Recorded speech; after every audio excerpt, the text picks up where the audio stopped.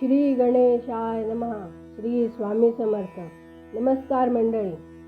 मी सौ सिया मनोज महाबळ म्हणजे पूर्वीची शिल्पा सोमनाथ केळकर. माझा सिया महाबळ या यूट्यूब चॅनलमधून श्री वाल्मिकी रामायण या ग्रंथाचा खंड पहिला आपण वाचत आहोत. या पहिल्या खंडात बालकांड व अयोध्याकांड असे 2 भाग आहेत.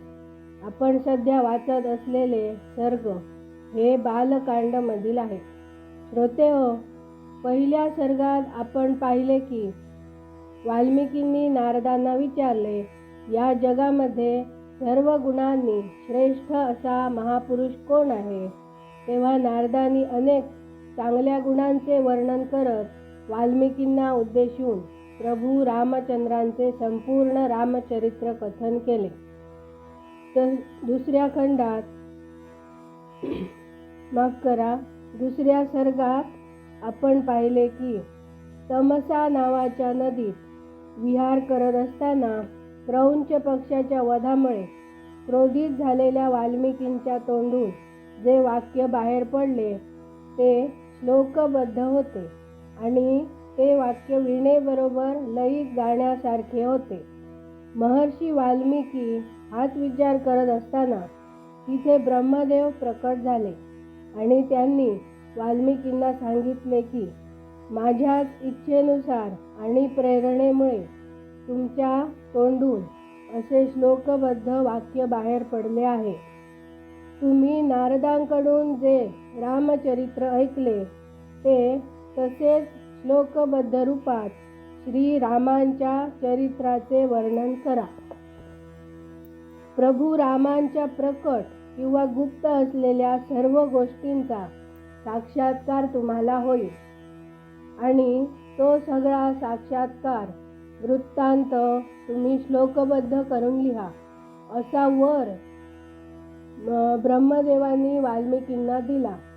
आणि पुढे आपण तिसऱ्या सर्गात बघितले की वाल्मिकींनी आपल्या योग साधनेच्या बळावर प्रभू रामांच्या चरित्राचे चिंतन केले आणि त्यामुळे दशरथ राजा, त्यांच्या राण्या, राज्यपालन, पुत्रकामेष्टी यज्ञ, रामांचा जन्म वगैरे सर्व गोष्टींचा त्यांना साक्षात्कार झाला आणि त्यांनी ढोबळ स्वरूपात एक कथा तयार केली. आणि ती कथा नंतर महर्षी वाल्मिकींनी प्रभू रामचंद्रांच्या चरित्रावर आधारित त्यांची संपूर्ण जीवनगाथा पद व अर्थांनी युक्त अशा रामायण महाकाव्याची रचना केली, ज्यामध्ये 24,000 श्लोक आहेत, 500 सर्ग आहेत आणि उत्तर कांडासहित 7 कांड आहेत. ही सर्व श्लोकबद्ध रचना केली ते महाकाव्य म्हणजे श्री वाल्मिकी रामायण होय. श्रोतेहो, रामायणाची निर्मिती कशी झाली, का झाली, कोणी केली हे जाणून घ्यायचा प्रयत्न ह्या 3 सर्गामधून आपल्याला झाला. आता चौथ्या सर्गापासून रामायणातील एक एक घटना कथारूपात क्रमबद्ध पद्धतीने एकेका सर्गात आपण वाचणार आहोत. चला तर मग आता वाचायला सुरू करूया. सर्ग चौथा. महर्षी वाल्मिकी 24,000 श्लोकांचे रामायण निर्माण करतात आणि ते लवकुशांना शिकवितात. मुनी मंडळात रामायण गाऊन लवकुशांची प्रशंसा होते आणि अयोध्येत श्रीरामांकडून सन्मान होऊन ते दोघे रामांच्या दरबारात रामायण गातात. ही गोष्ट आता या चौथ्या सर्गात आपण वाचणार आहोत. सुरू करूया. श्रीरामांनी जेव्हा वनवासातून परत येऊन राज्याचा कारभार आपल्या हातात घेतला, त्यानंतर भगवान वाल्मिकी मुनींनी त्यांच्या संपूर्ण चरित्रावर आधारित पद व अर्थांनी युक्त अशा रामायण महाकाव्याची निर्मिती केली. त्यात महर्षींनी 24,000 श्लोक, 500 सर्ग आणि उत्तर सहित 7 कांडांचे प्रतिपादन केले आहे. भविष्य आणि उत्तरकांडासहित सर्व रामायण पूर्ण केल्यानंतर सामर्थ्यशाली महाज्ञानी महर्षींनी विचार केला की असा कोण सत्पुरुष असेल की हे महाकाव्य जनमानसात ऐकवू शकेल. शुद्ध अंतःकरणाचे ते महर्षी असा विचार करतानाच मुनिवेशात राहणारे राजकुमार कुश आणि लव येऊन त्यांनी त्यांच्या पायांना हात लावून नमस्कार केला. राजकुमार कुश आणि लव दोघेही भाऊ धर्माचे जाणकार व यशस्वी होते. त्यांचा आवाज मोठा गोड होता आणि ते ऋषींच्या आश्रमातच राहायचे. त्यांची धारणाशक्ती अद्भुत होती आणि ते दोघेही वेदामध्ये पारंगत झालेले होते.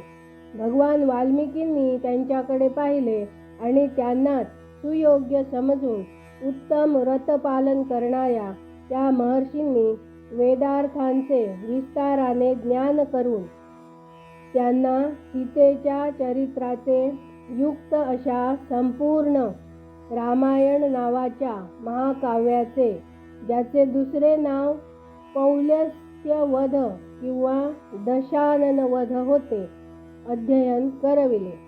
हे महाकाव्य अभ्यासीने आणि गाणे यात मधुर, द्रुत, मध्य आणि विलंबित या तीनही गती व षड्ज इत्यादी 7 स्वर, वीणेचे स्वर आणि तालात गाणे व शृंगार, करुण, हास्य, रौद्र, भयानक आणि वीर रसाची सर्व समाविष्ट आहेत. दोघेही भाऊ लवकुश ते महाकाव्य वाचून गाऊ लागले. ते दोघेही भाऊ संगीतशास्त्राचे तत्वज्ञ, स्थान व मूर्छनाचे जाणकार, गोड आवाजाचे आणि गंधर्वाप्रमाणे मनोहारी रूप असणारे होते. सुंदर रूप आणि चांगली लक्षणे ही त्यांची सहज संपत्ती होती. ते दोघे भाऊ मोठ्या गोड स्वरात बोलत. जसे बिंबातून प्रतिबिंब प्रकटते तसे श्रीरामांपासून उत्पन्न झालेले ते 2 राजकुमार दुसरे युगल श्रीरामच वाटत होते. ते दोनही राजपुत्र सर्वच लोकांच्या प्रशंसेस पात्र होते. त्यांनी ते धर्मानुकूल उत्तम उपाख्यानमय संपूर्ण काव्य पाठ केले आणि जेव्हा ऋषी, ब्राह्मण आणि साधू एकत्र जमत त्यावेळेस त्यांच्यात बसून ती दोघे तत्वज्ञ बालके एकाग्र चित्ताने रामायण गात असत. एक दिवस बरेच शुद्ध अंतःकरणाने महर्षी एकत्र जमले होते. त्यात महान सौभाग्यशाली आणि सर्व शुभलक्षणांनी सुशोभित महामनस्वी कुश आणि लव सुद्धा उपस्थित होते. त्यांनी त्या सभेतच त्या महात्म्यांच्या जवळ बसून रामायण महाकाव्याचे गायन केले.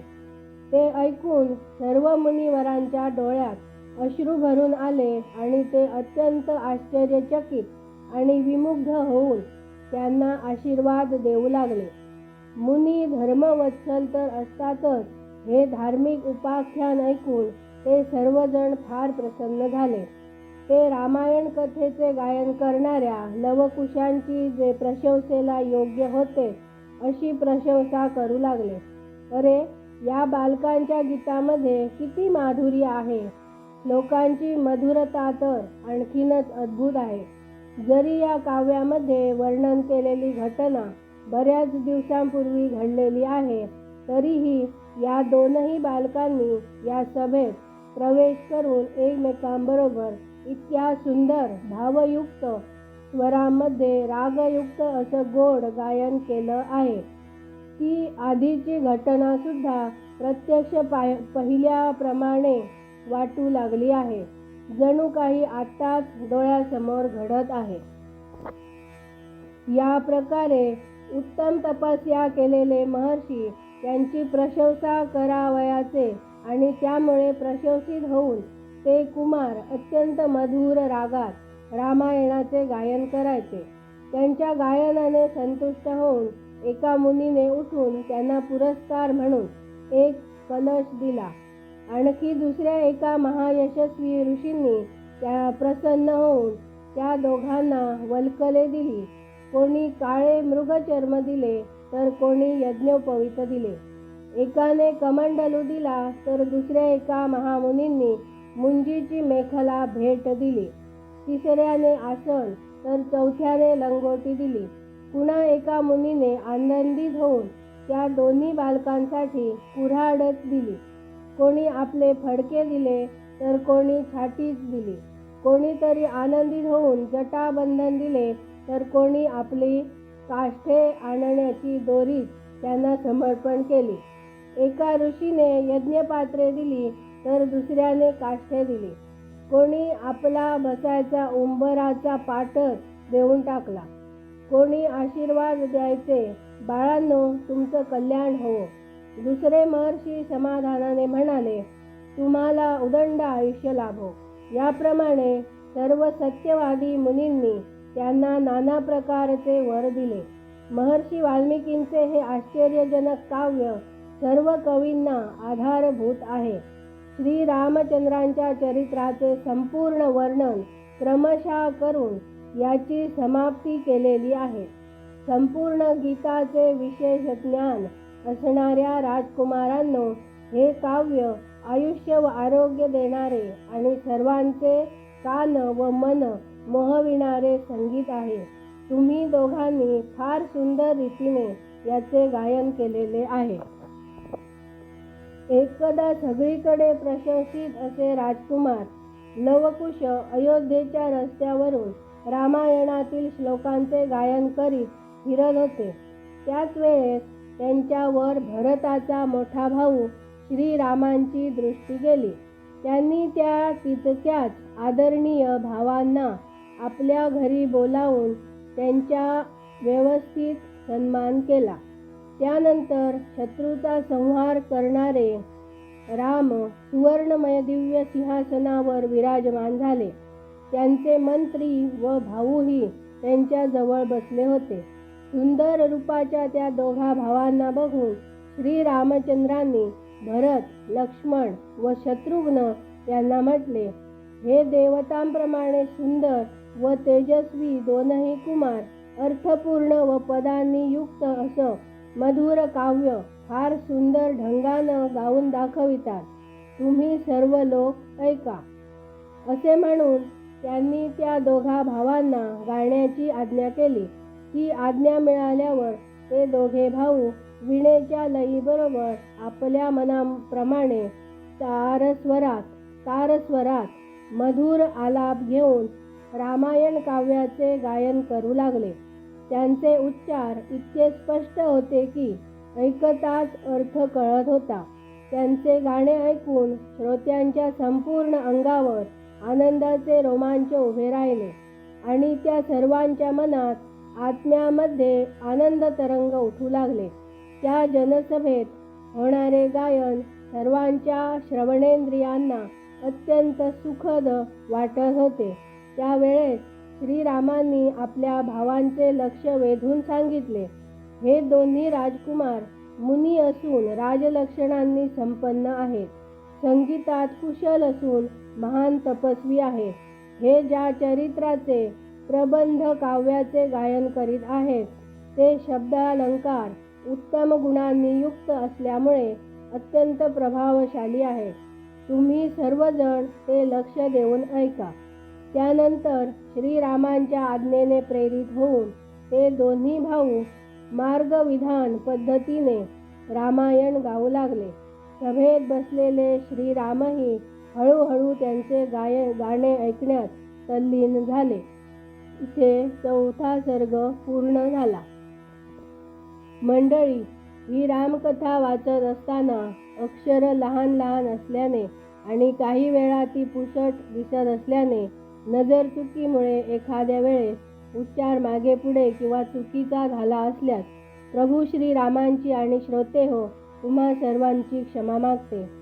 आमचा व्हिडिओ आवडल्यास व्हिडिओला लाईक, शेअर आणि आमच्या सिया महाबळ या चॅनलला सबस्क्राईब करा आणि तुमचा अभिप्राय कमेंटमध्ये लिहायला विसरू नका आणि बेल आयकॉनला क्लिक करा. धन्यवाद. जय जय श्रीराम.